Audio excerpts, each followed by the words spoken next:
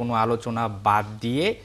তাকে বাদ দেওয়া হলো, অর্থাৎ আপনার সাথে আমি আলোচনা করলাম না, আপনি এতদিন ক্যাপ্টেন ছিলেন, এখন আবার সেই তার উপরে ভরসা। কেউ কি ক্যাপ্টেন্সিতে আসতে চাচ্ছে না, এই জন্যই কি নাজমুল শান্তকে বেছে না, নাকি নাজমুল শান্তর অভিমানটা ভেঙেছে, অভিজ্ঞতাটাকে গুরুত্ব দিয়েছে বিসিবি? আমার মনে হয় অভিমানটা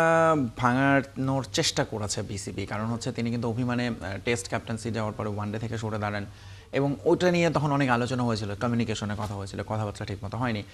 এখন আমার মনে হয় শান্ত ওয়াজ দ্য বেস্ট ফিট দেয়ার, মানে এই ছাড়া আসলে ধরুন বাংলাদেশ 3 ফর্মেটে 3টা ক্যাপ্টেনের নীতিতে হাঁটতে চাইছে এবং সেখানে শান্তকে টেস্টের জন্য তিনি আসলে বেশ ডেডিকেটেড এবং রেগুলার পারফর্মার অন্তত লাল বলে, ফলে শান্তকে আসলে এই কারণেই বোর্ড আমার মনে হয় এটা একটা ভালো ডিসিশন হয়েছে তাকে রেখে দেয়। এবং অন্যরা আসলে হ্যাঁ ক্যাপ্টেন্সি নিতে খুব একটা আগ্রহীও হন না, যদিও এখন Liton Kumar Das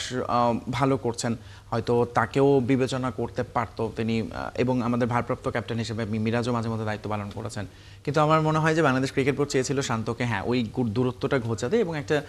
regular long term captain হিসেবে ইনভেস্ট করতে শান্তর উপর, এবং সেই কাজটাই তারা করতে পেরেছেন। আর একই সাথে আমার মনে হয় যে শান্তর একটা গ্রহণযোগ্যতাও আছে দলে, ধরুন যে আলোচনাটা হয় যে ক্রিকেটারদের সিনিয়র জুনিয়র ক্রিকেটার তাদের কন্ট্রোল করে, এবং এক্ষেত্রে শান্ত একটা ভালো ব্রিজের মতো কাজ করতে পারেন এবং সে কারণেই তার উপর আস্থা রেখেছে। আমার মনে হয় এটা good decision by Bangladesh cricket board.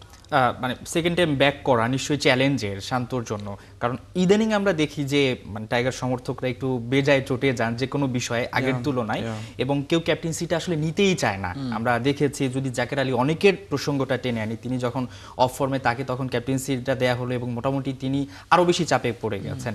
নতুন করে ফিরে আসতে চাচ্ছেন নাজমুল শান্ত, চ্যালেঞ্জটা কি বেশি নিয়ে ফেলবেন কিনা?